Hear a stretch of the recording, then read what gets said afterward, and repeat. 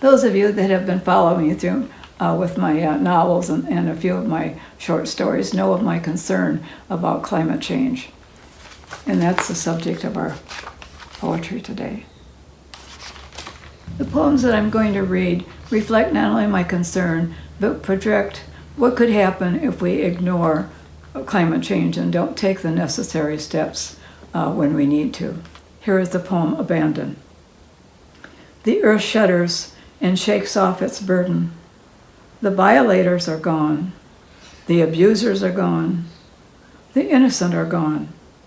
Nothing moves on it that has a plan or a need. Great shoulders of rock push against the sky.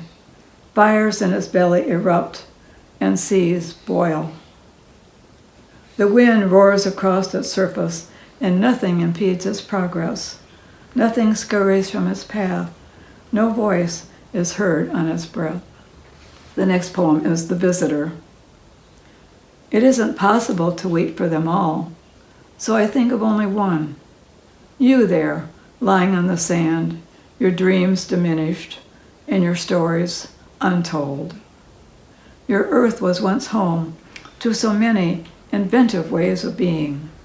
Your museums tease the imagination with clues of glorious civilizations long gone before the final end.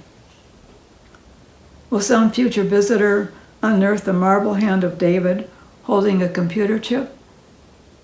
Or uncover the bones of a red-winged blackbird and long to hear its echoing trill? Perhaps they'll find a fossilized paw print and hear the lion roar across time. And finding them, will they marvel and mourn the loss? Or is mine the last testament to such an unnecessary end? The next poem was inspired by a PBS program. It wasn't about climate change, but it was about the Amazon. And watching it, I was just fascinated by the interconnectedness of the animals and the plants in their effort to survive. And so that has really influenced this next poem that I write. It's called Amazon Drift. Once rain was welcome here, falling through a verdant canopy. There was an aerial highway for the teeming life that tangled the air with shrieks and howls and padded footfalls. Once the forest was a fecund cradle of life and diversity, of familial allegiances and purposeful play, of strange alliances and colorful camouflages.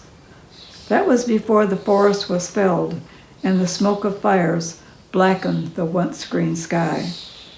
Then dry land became sand, drifting in unobstructed wind, humping into dunes and desert, leaving the Amazon bleached of color and its raucous calls forever silenced. Except perhaps at night, when the sand cools and memories wander the dunes, shuffling through the pieces of dreams, puzzling over the scent of loss. The next poem reflects something that we've already seen, a flood of refugees from Syria and now from south of the border. They're massing on our border because of conditions in their own countries, some of it from climate change and some of it from social conditions.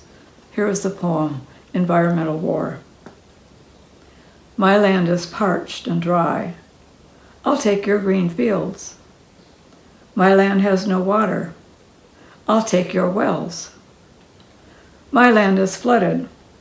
I'll take your verdant farms. My land has split open. I'll take your safe homes. I'm leaving my land. I'm coming for yours. I'd like to show another photograph. It's the Grand Haven Lighthouse in a storm. Climate change is the unleashing of imbalance in nature, a tantrum we can't control. We can save ourselves if we act swiftly enough, but we must decide within the next couple of years if we want to call planet Earth our home. There is a thing called the tipping point. It's like being in a rowboat where the boat tips over and you cannot climb back into the boat. A point where the forces of nature are too great to respond to anything we do. Unless we sacrifice our greed, our politics, our selfish needs, we won't survive the planet's fury. The extinction of animals and plants has already begun. We are next unless we wake up and act. And the other day I just read in the newspaper, there used to be over 600 species of birds, and because of extinction, we've lost half of them, and we only have 300 and some species left. So the situation is pretty extreme.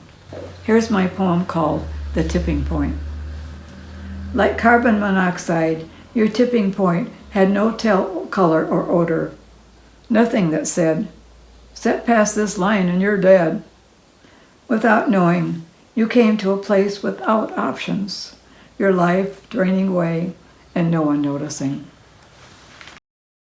But I'd like to end a poem with a little bit of hope. It's called Endgame. When an angry planet destroys your cities, will silence be your only epitaph? Or will your dreams create a new earth? Next time we're going to lighten the mood and investigate the chapter on cats. Please join us.